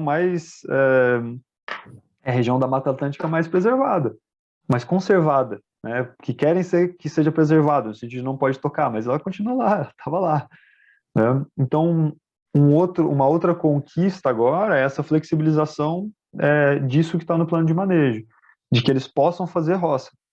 Mas como isso ainda está, a meu entendimento, muito estranho, né? Porque consta que eles não podem fazer roça. No plano de manejo está que não pode roça. Eles têm ali um certo acordo de flexibilização com o ICMBio. Nesse sentido, então, eu não tirei e não divulguei nenhuma foto do que eu vi de roça. Eles se sentem muito desconfortáveis, inclusive. Se você disser, você tem roça? Vocês têm roça por aqui? Você vê que não é uma pergunta que eles sentem confortáveis de responder, por motivos óbvios. Tem várias histórias de roças de pessoas que foram multadas, perderam equipamento, foram ameaçadas de prisão. Tem umas histórias assim bem legais assim da polícia ambiental deixando gente amarrada dentro do mato. Então, eles têm medo de dizer que tem roça. Alguns lugares que eles já estão mais cientes dessa flexibilização, eu só fui porque a pessoa me chamou, né? Falei assim, não, tem a roça, o meu irmão cuida mais do que eu, vou te mostrar. Ele mostrou a roça deles. Mas a gente não divulgou nenhum tipo de imagem em função dessa flexibilização que não é clara, né? Outras imposições de restrição. A pesca é limitada, como eu contei da pesca da tainha. O que eles alegam? E aí algumas conquistas que o movimento dos pescadores tem conseguido lá no sentido também de flexibilizar.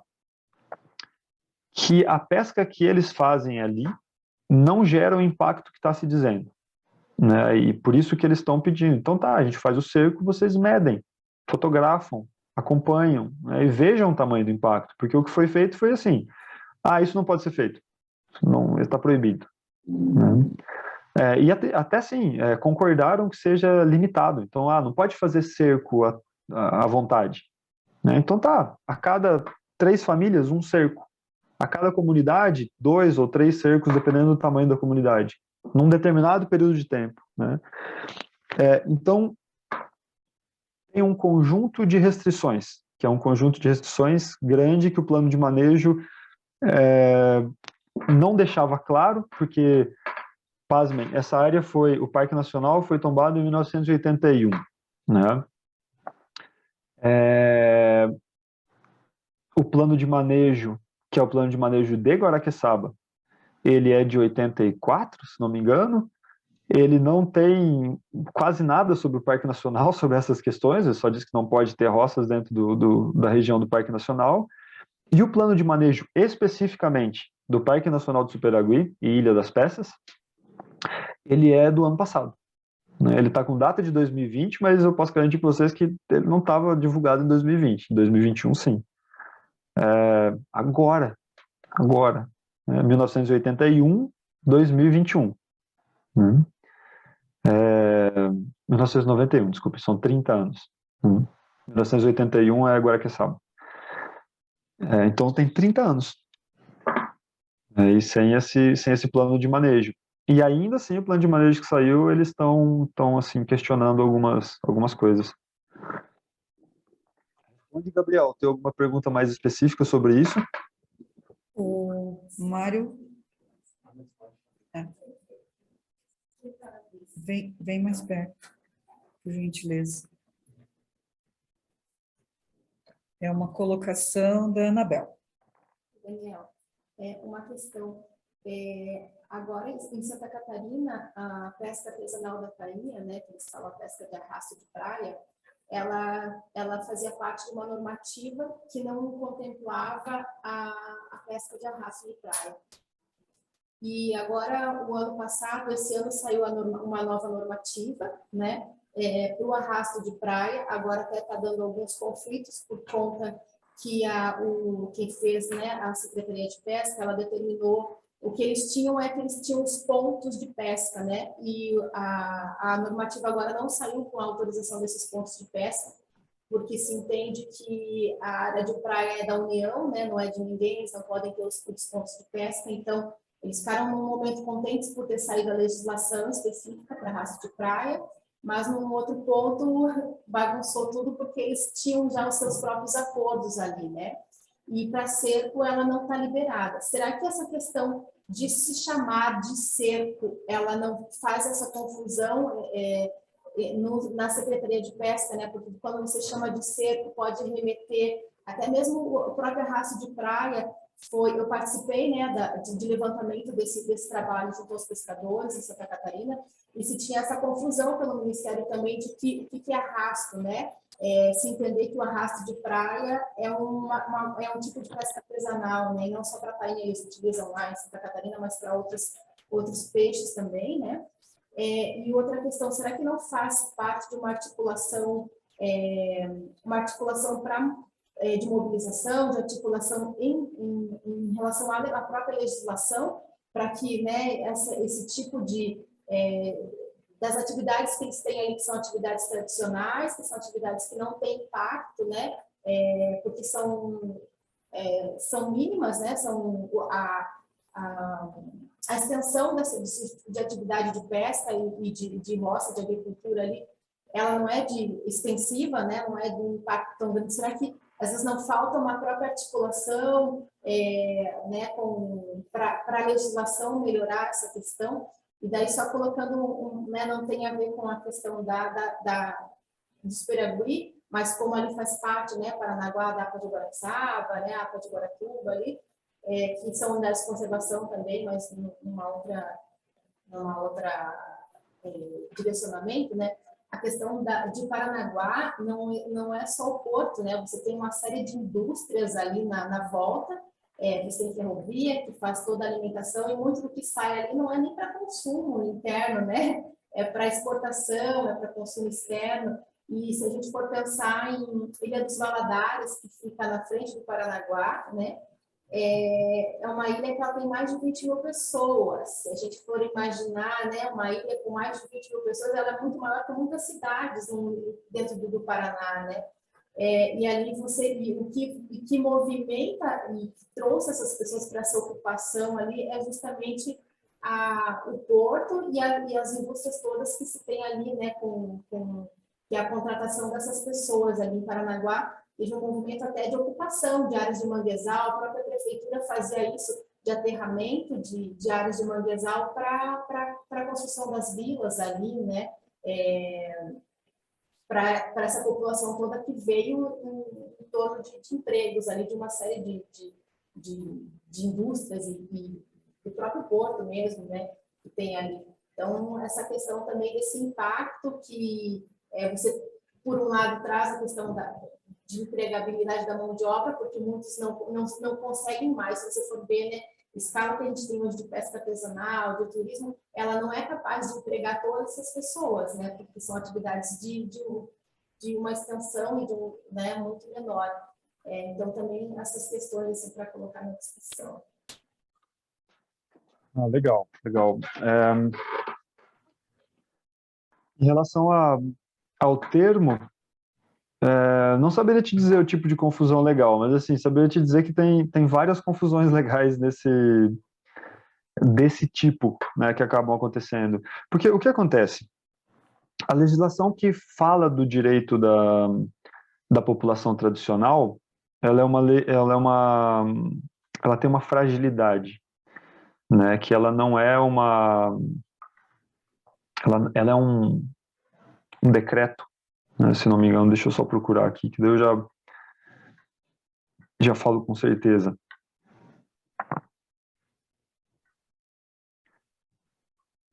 O que acaba acontecendo é que, pela fragilidade da própria forma como a lei foi estipulada em cima do que é uma população tradicional e quais são os direitos de uma população tradicional, ela acaba sendo passiva de muitas interpretações e de diferentes tipos de interpretações. Por isso que acaba funcionando diferente de um estado para o outro, às vezes até de um município para o outro.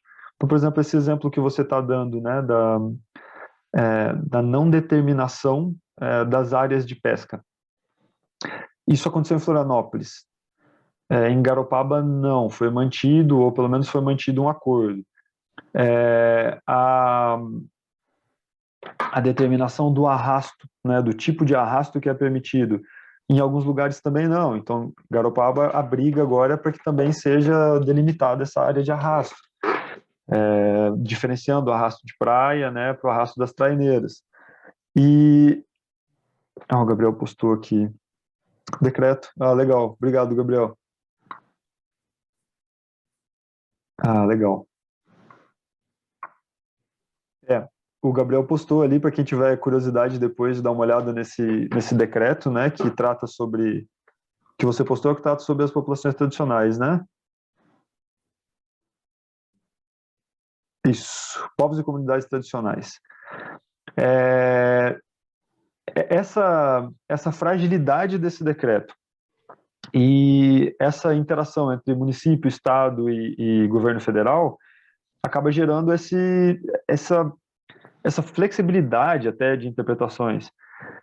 Um pescador da região de Florianópolis, ali com quem eu converso, comentou sobre isso de, então é tudo área da União, nenhuma zona de pescador, né, porque eles chamam ali, são essas comunidades de pescadores, né, zona 1, zona 2, podem determinar que só eles pescam ali. Ele falou, olha, acho que isso vai dar morte, né, porque é a mesma história que a gente vem discutindo. Uma população tradicional, né, uma forma tradicional de trabalho, uma forma tradicional de relação com o meio ambiente. Ela tem suas regras próprias. Existe algo que uma autora, a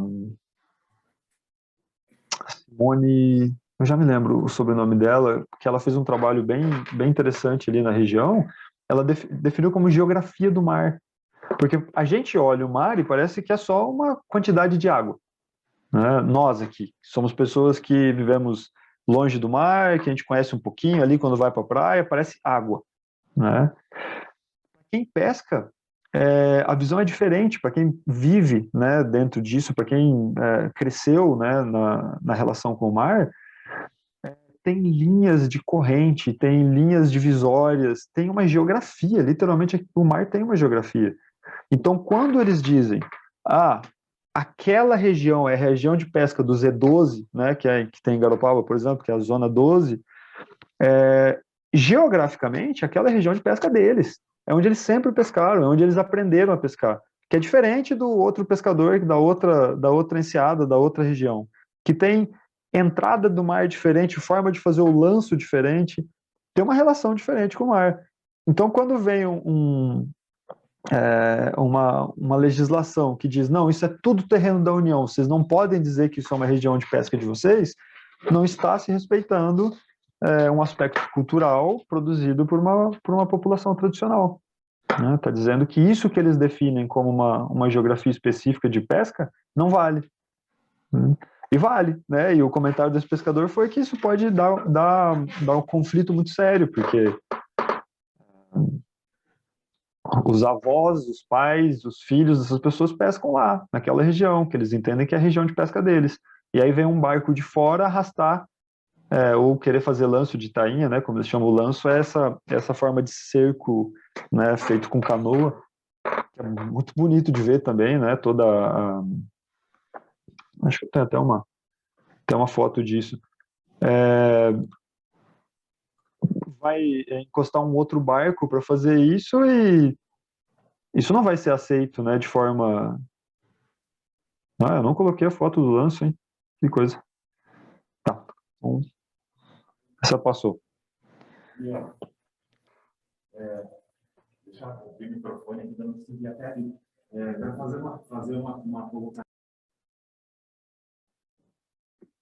Assim, eu queria fazer uma colocação e uma pergunta ao mesmo tempo, tá? Prometo que eu não vou ser prolixo na questão, mas tem uma coisa que me incomoda. Por ter sido alguém que viveu na região, tá?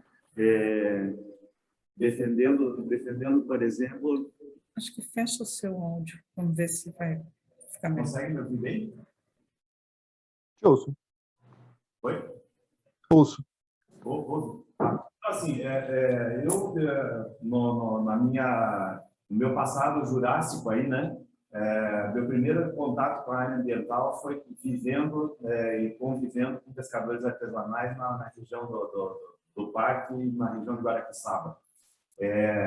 A minha saída da região, né, abrupta, foi pelo fato de que, como antropólogo, eu jamais poderia deixar de defender os interesses da população e, ao mesmo tempo, entender quais eram as dinâmicas, né, que as comunidades tinham, né? Obviamente, por trabalhar dentro de uma ONG ambientalista, nem sempre a minha postura foi bem vista e acabou acarretando na minha saída, né? Mas, assim, hoje, né, na maturidade, longe da região e tudo isso, e entendendo um pouco mais algumas coisas, o que eu fico pensando é que nós, né, da área ambiental, a gente fica, quando se trata de populações tradicionais, entre a corda e a caçamba, a cruz e a caldeirinha, né? Porque, na verdade, assim, o que a gente tem? A gente tem uma área de Mata Atlântica que obrigatoriamente precisa ser preservada, né? Por outro lado, uma condição de parque que precisa ser reconhecido e mantido, né? E, por um outro lado, uma população que, na verdade, tem o direito, como qualquer ser humano, de garantir as condições mínimas da sua sobrevivência e do seu desenvolvimento, né? Então, assim, o que me incomoda um pouco são sempre esse meio de caminho que a gente fica, né, para que a gente seja justo tanto com a natureza quanto com os sujeitos que vivem ali, né? Então, essa primeira questão que eu queria colocar é que acho que deve ser um ponto de incômodo nosso, né, para que a gente possa entender um pouco essas realidades aí tão distintas. O outro ponto, a crueldade do governo brasileiro. A gente vive num país, né, e eu estou falando aqui olhando para o Geraldo, olhando para a Célia, né, pensando também lá nas comunidades quilombolas, num país onde as políticas públicas, de modo geral, elas são construídas sem a participação da população, na grande maioria das vezes. Então, quando pergunta, por exemplo, da realidade do pescador, o pescador ele grita, né, por todas as dificuldades que ele vivencia, né, e que, na verdade, não está contemplado dentro da política que é destinada a ele, né. Quando eu pergunto para o quilombola, né, qual é a sua realidade e que dificuldades ele enfrenta no que diz respeito à própria legislação que o ampara, que deveria ampará-lo, ele vai colocar o mesmo drama, um drama semelhante. Tá? Então, assim, o que eu fico incomodado é que, por um lado, a gente coloca sobre a população um nível de exigência que é muito grande, né, no que diz respeito à política, cobra desse sujeito de uma forma extremamente cruel, muitas vezes, o cumprimento da legislação, e a gente deixa de perceber algumas outras coisas, né, que deveriam estar correlacionadas, como, por exemplo, o fato de que os pescadores falam isso, a comunidade lá de Guaraqueçaba fala isso, né? Enquanto a gente está preocupado com a pesca que é predatória, que ele pode vir a desenvolver, A gente deixa de considerar o fato de que nós que produzimos a política, quando nós saímos nas nossas viagens de navio e cruzeiros, né, a gente descarta resíduos que vão parar na beira da praia lá do Superaguí, né, ou as outras embarcações e assim por diante. Então, o que eu vejo é que, na verdade, a gente tem uma preocupação na legislação, quando se fala em populações tradicionais, de mantê-las minimamente nos seus ambientes, né? Porque elas são originárias dali, elas têm esse direito e tal, mas, por outro lado, coloca um nível de exigência que não é cumprido, por exemplo, para quem faz a pesca de arrasto, né? Não é cumprido para as embarcações que ficam em alto mar e que descartam resíduos de uma forma completamente impensada, né? No que diz respeito à problemática ambiental e assim por diante. Né? Prometi que eu não ia ser prolixo, então eu vou ser mais breve. Né? De que maneira, primeira pergunta, tá? De que maneira um gestor ambiental se posiciona diante dessas contradições? Tá? Como é que você percebe, ao construir o seu trabalho final de pesquisa, a contribuição que você, como gestor ambiental, vai trazer para essa comunidade? Tá? E a segunda pergunta, e que daí vale para você e um alerta para todo mundo, né? Estamos vivendo em tempos de cumprimento dos Objetivos do Desenvolvimento Sustentável. E a gente sabe que os ODS eles são indissociáveis. Não dá para pensar num ODS exclusivamente, né? Porque a gente precisa pensar no coletivo dos 17 e nas suas metas. Por outro lado, né, embora o óculos esconda, né, essa característica de Superman, né, do Daniel pesquisador, brincadeira, como é que o Daniel pensa na aplicabilidade dos ODS, tá? Pensando assim, aqueles que são prioritários no teu trabalho de pesquisa em relação a comunidades tradicionais, em relação a parque nacional, tá? E essa realidade toda que você está contando para a gente. Pergunta-chave. Obrigatoriamente, Daniel, só para alertar assim, a turma, né? Esse tipo de pergunta é a pergunta que será colocada em todos os seminários a partir daqui, tá? E que deve ser respondida ao término da disciplina de metodologia científica e defendida quando a dissertação aparecer ou a tese, tá? Porque a gente tem que fazer essa amarração, ela é exigência quase que legal para nós, a partir daqui, tá? É isso. Legal, legal. Não foi prolixo não, Mário. Olha só, eu vou responder um pouco, porque eu não quero entrar muito nas conclusões da tese, para deixar vocês provocados aí, para quando for a defesa, quando tiver marcada a defesa, para algum dia aí vocês irem participar e assistir também. Então, assim, como é que eu vejo isso, né? Eu vou começar por onde o Mário começa falando desse desconforto. Esse desconforto de ficar meio que no meio de campo. Acho que é bem importante, assim, pensar que a questão não é colocar a legislação ambiental como um problema, né? De entender que, então não deveria ter legislação ambiental, não deveria ter nenhum tipo de controle sobre a população tradicional ou sobre aquela região que está super, super preservada, né? Que todo mundo conhece ali. A grande questão é a forma como ela é construída. Então, como eu disse, um plano de manejo, que não é um plano de manejo específico, que vem antes do tombamento do parque, né, que é de 84, o parque é de 91. E depois um plano de manejo, que é criado 30 anos depois, com uma participação muito pequena da população, né, que só conseguiu aumentar a participação nos últimos anos, levanta muitas questões. Levanta muitas questões até que ponto essas restrições que são colocadas são restrições que realmente fazem diferença, né? Que realmente fazem diferença para a conservação dessa área. Então, assim, a legislação ambiental ela é essencial, né? A questão, em um primeiro nível, tá? Pensando em um primeiro nível mais específico, a questão é como ela foi construída, né? Como esse plano de manejo é construído. Qual é a participação que é dada para essa população? Qual é a consideração que é dada à população? Porque se você pegar as pesquisas produzidas no local, você vai ver que tem assim, uma quantidade enorme de pesquisa produzida em torno da fauna e da flora e uma quantidade muito pequenininha de pesquisa falando sobre a cultura dessas pessoas.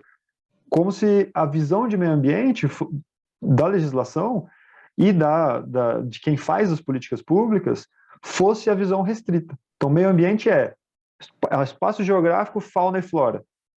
Tá, mas e todo o aspecto cultural, todas as relações, todas as pessoas que moram ali? Ah, não, isso não é tão, parece não ser tão importante. Ou quando é importante no sentido de gerar restrições. Tem alguns bons exemplos de lugares, né, onde houve, depois de muita briga e depois de muitas, assim, brigas jurídicas, houve uma participação e uma consulta maior da população. Mas, assim, isso em um segundo momento, que é o que está acontecendo agora, lá em Superagui. 30 anos depois, existe uma participação, existe uma consulta maior da população. Eu já tenho uma mão levantada ali, deixa eu continuar na pergunta. Isso na pergunta do Mário. Então tá, essa é a parte local. Então, a legislação não é o problema é como é feito e o espaço que é dado para essa população. Ok, num espaço maior, o Mário diz, essa região que está bem preservada e a gente sabe que o resto não está bem preservado. Tá ok. Então, talvez, quando se pensa em conservação, em preservação, quando se pensa em legislação ambiental, o que alguns autores dizem é que a gente importou um modelo, que é um modelo norte-americano, estadunidense, né, para ser mais específico, aonde você derruba tudo e cria áreas que são pequenos paraísos intocados. Isso é uma solução ou é um problema? Né, isso gera uma solução. Foi assim, uma experiência excepcional ter remado por aquela região. É realmente uma região muito preservada. Né? Eu pude experimentar coisas como remar à noite com um grupo de golfinhos, um grupo de botos, como eles chamam, indo junto com a gente, literalmente junto com a gente. Eu acho que em lugar nenhum, mas isso iria acontecer da forma que aconteceu ali, com a proximidade que aconteceu ali. Mas, ao mesmo tempo, a gente pensar que criar esses pequenos paraísos também você evitar que se extingua, que entre em extinção, né? O mico-leão da cara preta, o papagaio da cara roxa, que se mantenha essa vida, né, intocada ali no local, mas daí você extingue ao mesmo tempo uma cultura, como se isso não fosse parte do ambiente. Eu acho que então tem um problema regional e tem um problema geral em como se vê aí, pensando, né, como alguém que está fazendo uma especialização em gestão ambiental, tem uma questão ideológica, não estou falando de política não, ideológica no sentido daquilo que define a forma como se vê a realidade. Uma questão ideológica que foi historicamente construída desde quando se começou a construir a legislação ambiental no Brasil, né, de que, bom, então a gente cria pequenos paraísos, intocados ou mais ou menos tocados, e no resto a gente faz tudo virar soja, então. E se, né, tivesse se pensado em uma forma mais sustentável, né, de relação com o consumo, de relação com o meio, de relação de produção, talvez a gente não precisasse de um porto tão grande que faça um estrago numa região, ao lado de uma região completamente intocada. Então, eu vejo que esse é um problema. E, assim, isso meio que responde a outra pergunta do Mário sobre as ODS, né? Porque em todos os objetivos ali, aonde se fala de sustentabilidade, de dar condições de vida para populações, de se gerar uma condição de consumo e de produção que seja mais sustentável, tá se falando exatamente disso também, né? Espero ter respondido, Mário. Não, tô brincando. A única coisa que eu acho, Daniel, assim, ó, se a gente fizer uma análise muito ampla daquilo que é o nosso tema, a gente vai se localizar entre os 17 ODS. E acho perfeito, ótimo. Mas, assim, o que precisa pensar de que maneira, por exemplo, quais são os ODS que são diretamente impactados a partir do desenvolvimento do teu trabalho. Sabe? Vamos pensar assim, ó, eu estou, de alguma maneira, trabalhando com o ODS 1, quando eu penso, por exemplo, na redução da fome, tá? Eu estou pensando no ODS, sei lá, eu não sei de cabeça todos assim, os números, né? Mas de que maneira o teu estudo ele contribui para impacta nas relações sociais, relações econômicas, enfim, nas relações socioambientais que estão enfocadas ali. Eu acho que é super interessante. Na tua fala, a gente observa assim, ó, até aqui, tá? A presença de todos os ODS, inclusive do 17, que é o mais complicado, que são meios de implementação de propostas. Tá? Mas, por outro lado, a gente não pode perder de vista assim, qual é o meu foco? Onde é que eu estou querendo se concentrar a minha pesquisa para demonstrar a contribuição que o trabalho traz? Claro, isso é uma coisa bacana. Então, assim, claro que você responde a minha indagação dizendo assim, que a gente, enquanto gestores, a gente tem um compromisso de estabelecer um meio termo nessa situação que consiga dar solução para os problemas, né? Sem perder de vista a necessidade da proteção do ambiente natural, né? Não ter a visão romântica de que a gente vai conseguir preservar tudo, porque só a presença humana já é o suficiente para fazer com que o ambiente seja impactado, né? Mas, por outro lado, assim, o quanto essa população ela contribui para esse processo de proteção do ambiente natural e o quanto os elementos externos a ela estão colocando. Eu sei que você vai abordar isso no seu trabalho, você aborda quando você fala de relações econômicas. Tá? Quando você fala, por exemplo, do impacto da economia dentro do modelo que a gente vive em relação a essa comunidade. Quer dizer, uma sociedade capitalista que pensa o tempo inteiro no lucro, que na verdade acaba por estimular a produção, inclusive desse tipo de produção artesanal, né? Que é dada pelos pescadores. Então, assim, tem vários pontos que são legais aí de estar enfocando e que a gente não pode perder de vista. Mas, assim, o que eu quis colocar, Daniel, muito mais do que a tentativa de você me responder uma pergunta que acho que não dá para responder assim, né, a queima-roupa, foi fazer com que a turma comece a pensar, por exemplo, de que maneira eu estou impactando diretamente dentro de um ODS. Né? De que maneira o meu trabalho ele vai contribuir para trazer alguma coisa de relevante para o cumprimento disso que a gente percebe muitas vezes como uma utopia. Né? Então, foi mais por aí. Tá? Você sabe que eu sou fã do seu trabalho, que eu sei que ele está tendo um caminho super bacana, então, assim, não é uma crítica, é só um alerta para todos nós, né? De que maneira a gente faz isso, como é que a gente vai focar. Não, mas imagina, também críticas sempre são bem-vindas. É que acho que é um exercício interessante mesmo isso que o Mário propõe, né? E realmente isso tá lá na tese. De forma muito geral, muito genérica, né? Realmente, os ODS acabam se grampeando um no outro, né? De forma que você pode dizer que, então tá, dá para pensar em quase todos ali, né? Mas, por exemplo, o objetivo 2, né? Que fala fome zero e agricultura sustentável, né? Um deles, né? Diz, né? Que o objetivo é até 2030 garantir formas de produção sustentáveis de menor impacto que contemplem a produção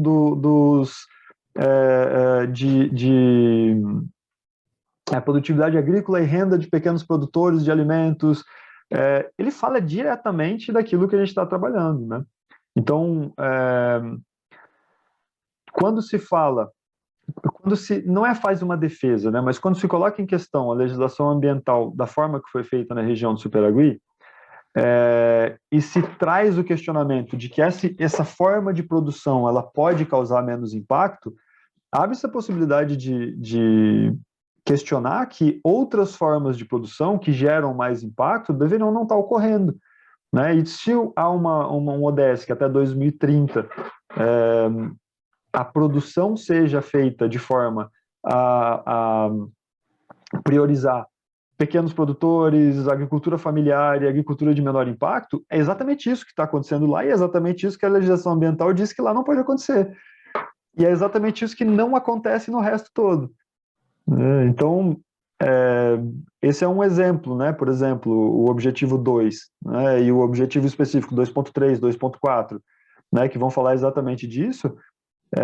É aí que se coloca em questão o que a gente está discutindo, né? Então, eu acho que sim, quando você pensa que um modelo de gestão ambiental, um modelo de um plano de manejo, deveria levar isso em consideração. Isso já está dito lá nos modelos nos objetivos, né? E está mais ou menos impactando de forma direta. E aí tem outros ali, né, que vão desde de condições de trabalho a condições de vida que também precisam ser questionados na região e em outros locais, né? E só mais um comentário, cara, antes que a Cíntia fique brava comigo, porque ela está com a mão levantada faz um tempo. Mas assim, vai doer o ombro. A participação popular, que a gente acha que é indispensável para fazer com que as políticas públicas elas sejam viabilizadas, só vai acontecer quando os egos eles forem reduzidos, né? Por exemplo, enquanto uma ONG que defende o meio ambiente se colocar como opositora de uma associação que defende os interesses da comunidade, e enquanto o Estado se coloca numa outra posição, como o ser onipotente e onipresente, que determina todas as coisas, a gente não vai chegar a lugar nenhum, né? Então, assim, o caminho para ter uma qualidade de vida no Superagri é fazer com que a bola baixe, né, de todo mundo, e a gente perceba que a gente precisa sentar juntos numa mesa para conversar. E sentar juntos com em pé de igualdade, né, para dizer que, olha, as coisas são por aí. Porque o que tem acontecido hoje, que a gente percebe, é, na verdade, uma rivalidade gigantesca entre cada um desses atores sociais, né? Um querendo defender muito mais o seu interesse do que o outro e ninguém cedendo a nada. Enquanto isso acontecer, quem padece, o ambiente natural, né? E automaticamente todo o resto.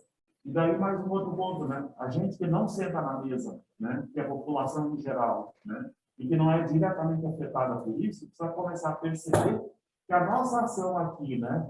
Quando a gente tem um hábito, uma prática que é predatória, né?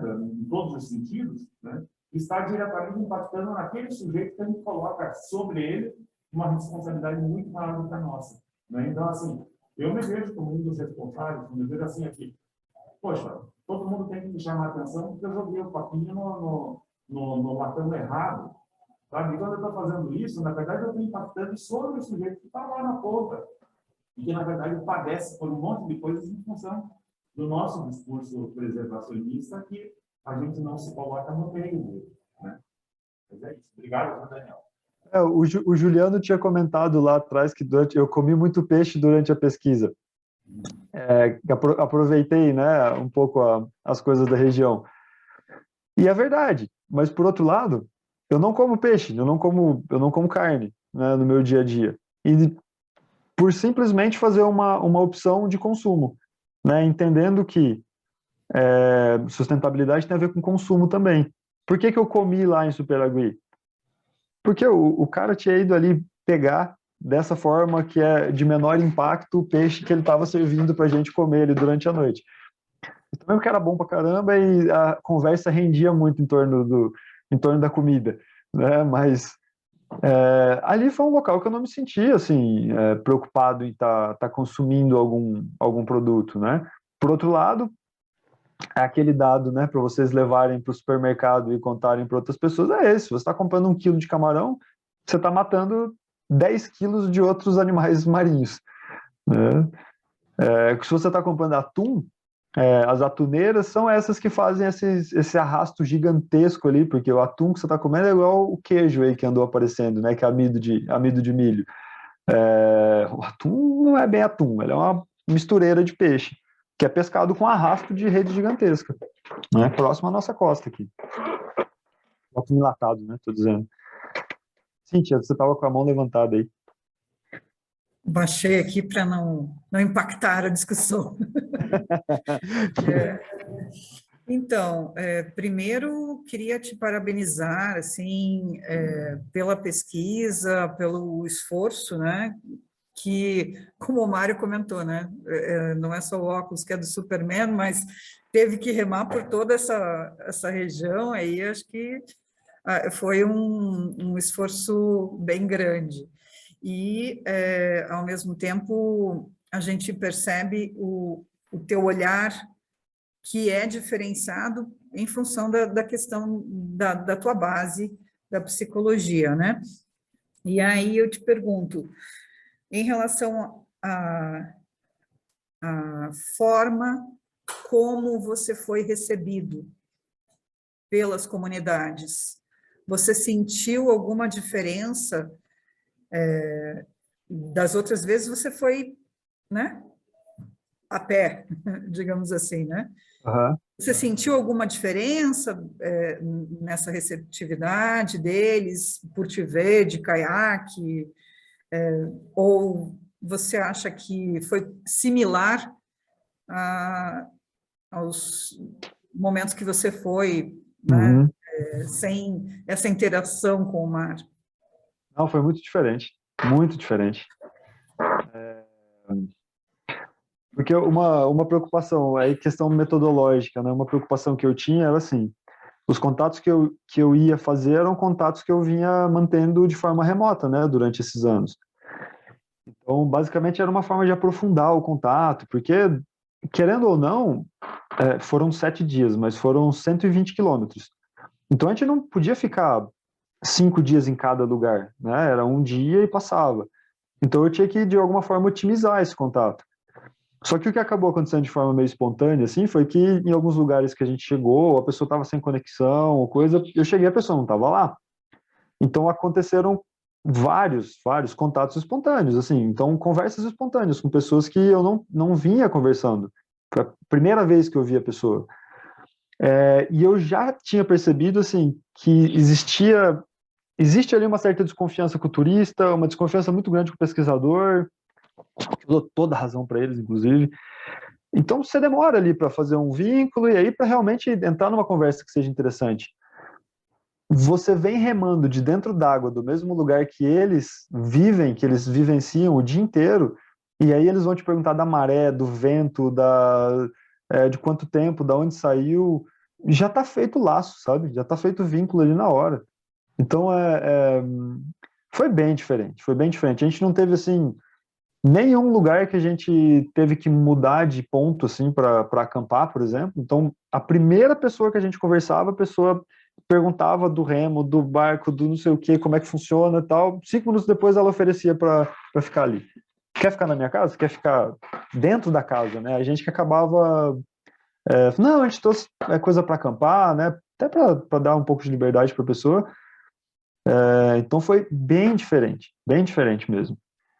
Isso foi uma coisa que tem um remador que é assim, alguém referência aqui no Brasil, que é o Christian Fuchs, porque ele fez 80% ele fez quase toda a costa brasileira remando de caiaque oceânico.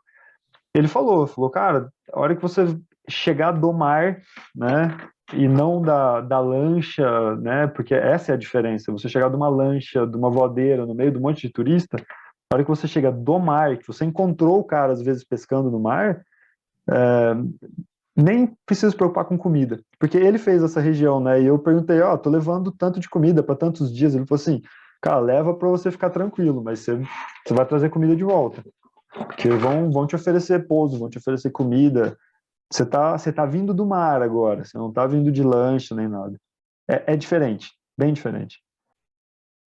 Daniel, fechamos? Fechamos. Acho que eu tentei não fazer muito relato assim da expedição para também deixar para tese, para não dar muito spoilers, né? Mas quem tiver alguma dúvida, assim, quem tiver alguma questão em termos de como colocar isso em prática, porque quando a gente fala, fui lá, fiz a coleta de dados e tal, eu tentei botar um pouco disso na tese, mas assim, tem muita coisa por trás, né? Tem muito planejamento para conseguir fazer, tem muito planejamento para conseguir executar. E fico à disposição, assim, de quem precisar de ajuda, de informação, quem estiver trabalhando naquela região ou em região que tenha outras características, vou ficar bastante feliz, assim, em poder contribuir. E acho que isso que o Mário falou, que deve servir para todo mundo, né, que tá fazendo pesquisa aí, é bem essencial, que a pandemia foi, assim, um rasgo, né, na vida de todo mundo, na vida da sociedade, e no plano que eu tinha feito da pesquisa, né, que como a gente tem essa tendência muito megalomaníaca do ser humano de achar que que pode tudo e que vai fazer do jeito que pensou, eu achava que eu ia fazer a pesquisa do jeito que eu tinha planejado. E a pandemia rasga isso no meio para mostrar que não. Eu acho que eu não teria feito essa ida a campo da forma que eu fiz se não fosse todo esse processo que a gente passou juntos, né, Mário? De travar, de parar, de não conseguir, de querer desistir, porque eu pensava que, eu não vou conseguir fazer coleta de dados, o que eu vou fazer? Eu vou fazer um trabalho teórico agora? Eu acho que eu não teria feito essa coleta no final da forma que eu fiz. Isso foi, assim, uma medida que veio sendo construída ou quase imposta, sabe, pelo rasgo, né, do plano. E aí eu ter que fazer um plano totalmente diferente, de tentar chegar da forma mais próxima possível e unir também algo que eu gosto muito, que é a atividade física, né, ao ar livre, de estar num lugar assim.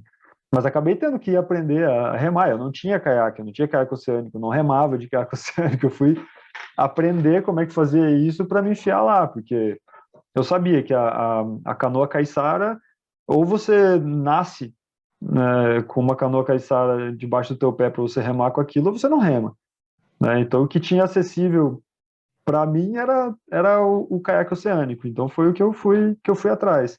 Mas isso não teria acontecido se não tivesse essa imposição das contingências, né? E fico muito feliz, assim, de ter ido, de ter feito. Acho que, além da tese, foi uma experiência pro resto da vida. Se o meu companheiro de remada, volta e meia, me manda mensagem assim, quando que a gente vai voltar para lá? Né? Falei, calma, deixa eu defender antes, né? Talvez um pós-doutorado, alguma coisa assim, mas agora não dá. Daniel, muito obrigado pelo teu relato, obrigado pela tua participação, pela tua disponibilidade. A gente sabe que o tempo da clínica é um tempo corrido e que articular isso para estar com a gente nesse período não deve ter sido fácil. Então, assim, te agradecer em nome do programa, agradecer a você em nome do todo o corpo discente, do corpo docente e tal, mas também, vou dar um recado, tá? Eu comentei com algumas pessoas da psicologia que você estaria participando de uma atividade conosco e já ficou o convite para você fazer a mesma fala semelhante lá no curso de psicologia, onde você nasceu como psicólogo, né? Que para nós é importante, né? Para que outros colegas percebam o avanço das coisas. Semana que vem, o pessoal começa a apresentação de bancas de TCC, e num grupo de alunos eu acabei comentando um pouco do que foi a tua trajetória, e ficou então, com certeza, virando convites para você participar lá no curso, contando um pouco dessa trajetória do psicólogo entre a psicanálise e o meio ambiente, tá? Da nossa parte, só a gratidão aí pelas contribuições hoje.